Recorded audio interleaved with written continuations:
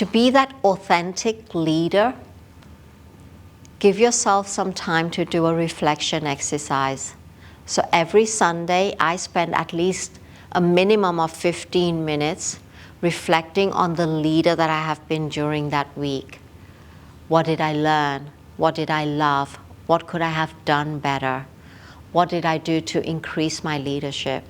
Because I mentioned earlier, right up until my last breath, I want to be learning. So leaders never stop learning.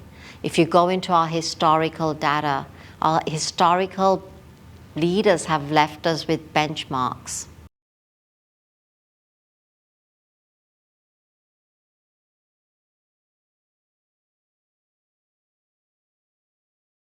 Our historical leaders, as I mentioned, they left us huge benchmarks, and yet at that time they had limited information. So where was it all coming from? It was coming from within, and they trusted what was coming from within. And why did they trust that? Because they had the right intent. They were looking for their kingdoms. They were looking for the people that they were taking care of. They were looking to achieve something. And for them, it was always about going up. Not on a steep hill, going up, taking a step, going up, taking a step. And that's the crucial thing that is missing from today's leadership teaching.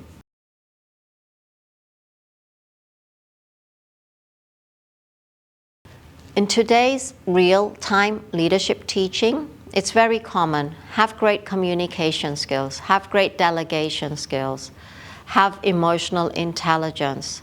Make sure that you're there. Make sure that you are really talking to your team. Have a review.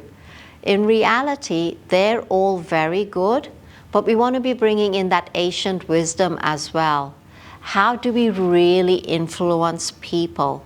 And it comes with the connection that you have. And that connection has to be an emotional connection, i.e., loving the other person and loving yourself.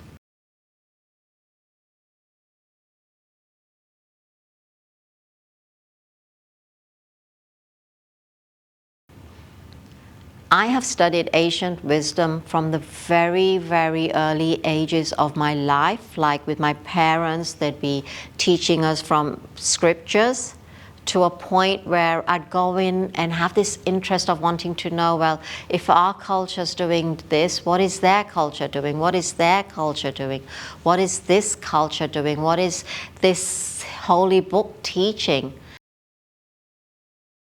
My parents taught me from a very early young age scriptures, and that really ignited within me an interest of wanting to know more about other scriptures, other religions, other holy books, study leaders, and I've never stopped learning that.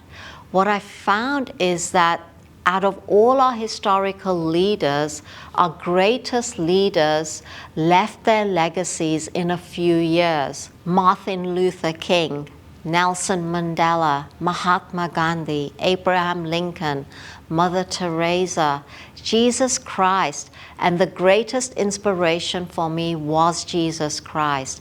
He left a legacy that is impacting billions of people in just 3.5 years using 12 students. Many of you have asked me about the Women's Mentoring Foundation. The foundation was birthed about 4 years ago now, when I was going through some challenging times. And I'm a pretty resilient person, so those challenges actually gave me even more motivation to survive. However, the gift that it gave me was that I witnessed so many women and young people falling through the cracks that were going through similar situation or other traumas and issues in their life. So what inspired me to start the foundation?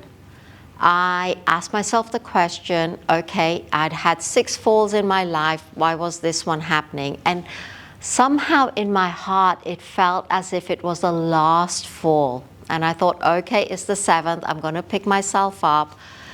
Why is this happening? And I realized was because I needed to step up again into a different area on the charity side of things and start the foundation so I could help the people that were really struggling to get support.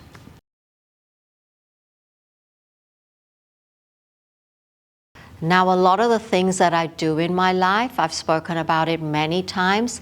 In every stage of my life, I've been through something, and that has unfolded into something really positive.